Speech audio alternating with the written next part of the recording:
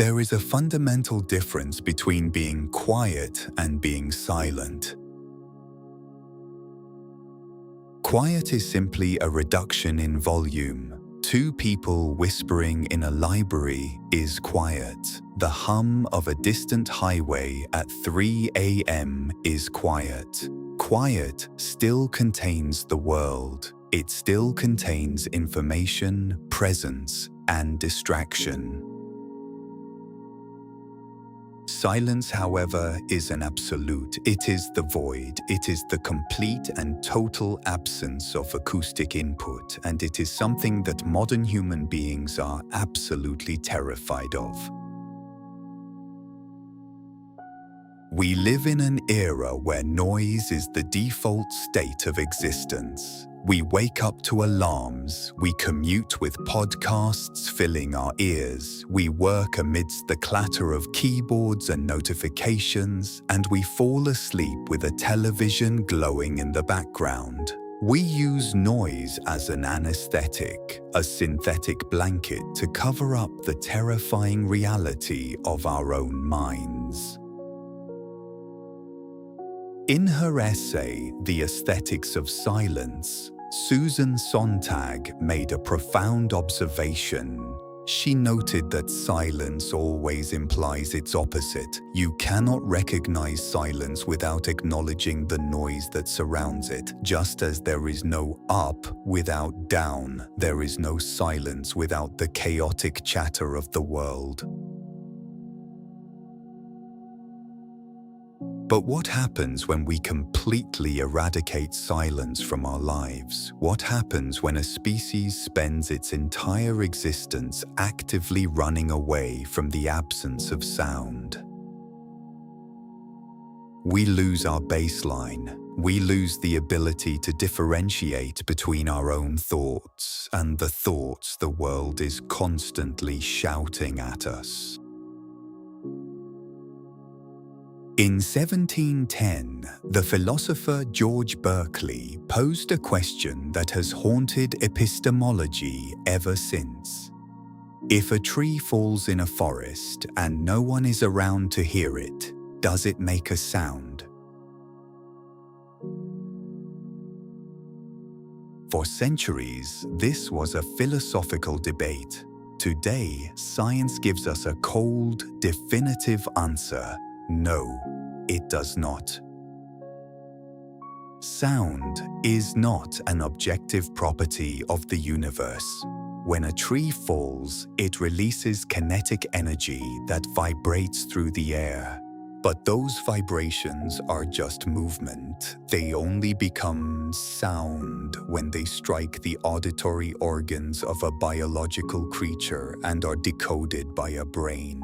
In the vacuum of space, there is infinite violence, supernovas exploding, galaxies colliding, but it happens in absolute, terrifying silence.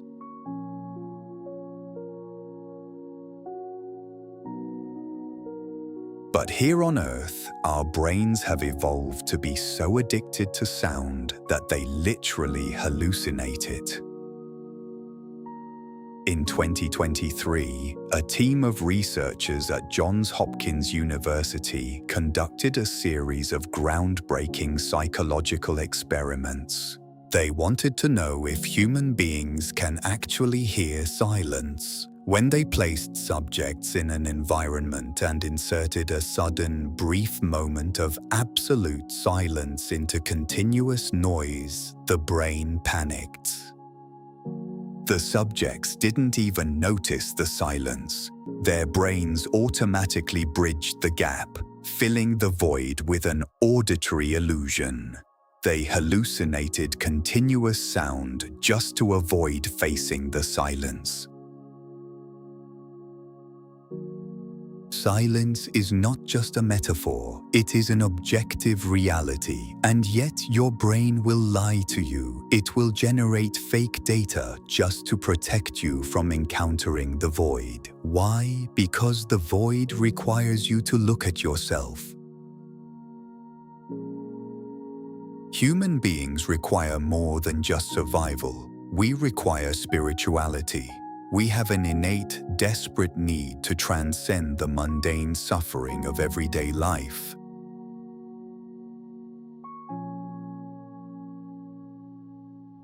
For thousands of years, religion provided that vehicle. Monks, ascetics, and mystics would retreat into the silent mountains to find God. But we live in a secularized world. For many, God is dead, and the mountains have been paved over. So where do we find the silence that heals the soul?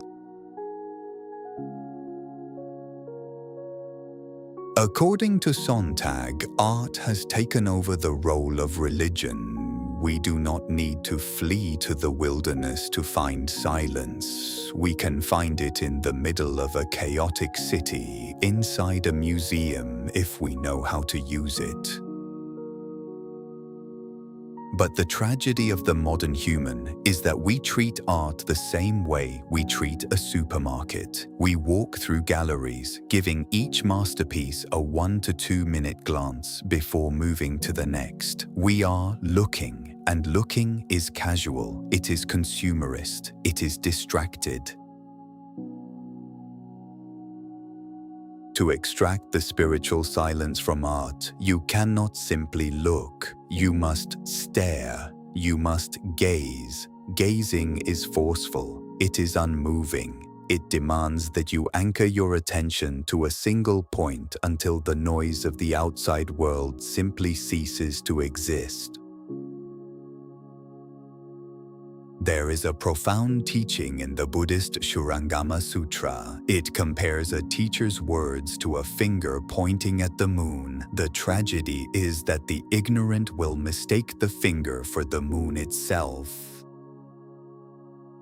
Art is just the finger. It is not the thought itself. It is the expression of human consciousness. The true masterpiece is not the paint on the canvas. The true masterpiece is the profound, unutterable silence that the painting creates inside your mind. It is the silence beyond speech.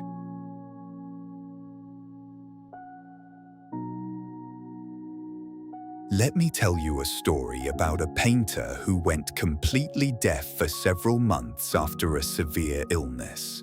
You might think this was a terrifying ordeal, but he later described it as an awakening. He realized something fundamental about the nature of sound. He said, "Sound imposes other people's narratives on me. The silence I experienced was like being awake inside a dream that I could control." Read that again. Sound imposes other people's narratives on you. When you are constantly plugged into the noise of the world, listening to the news, absorbing the opinions of your co-workers, consuming endless hours of algorithmic content, you are not a free thinker. Your brain is being hijacked. You are passively absorbing the anxieties, the agendas, and the narratives of other people. The French composer Claude Debussy once said, "Music is the silence between the notes." The legendary Louis Armstrong echoed this, saying, "What I don't play is just as important as what I do play." Genius does not reside in the noise. Genius resides in the pauses, the spaces, the void. The modern world wants to eliminate the void, because a mind that is constantly bombarded with sound is a mind that is easily controlled. It is easily sold to. It is easily manipulated. When you seek out absolute silence, you are not just relaxing, you are staging a rebellion. You are actively shutting down the mechanism by which society programs your behavior. You are reclaiming your psychological sovereignty. In the modern age, silence has become the ultimate luxury. It is harder to find than wealth, harder to secure than status.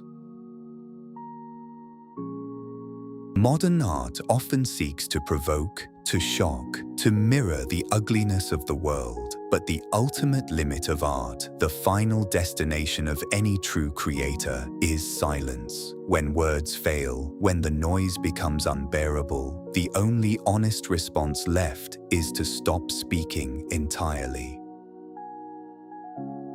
You do not need to flee to a mountaintop to find this. You just need the courage to turn everything off. I challenge you.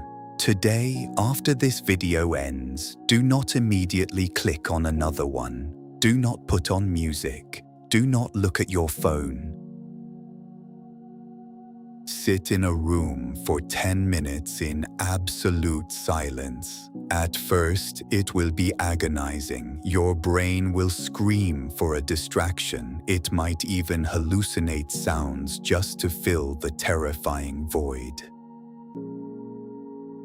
But if you can endure that initial panic, if you can simply sit and stare into the quiet, you will realize that the silence is not empty. It is full of the only voice you have been avoiding your entire life.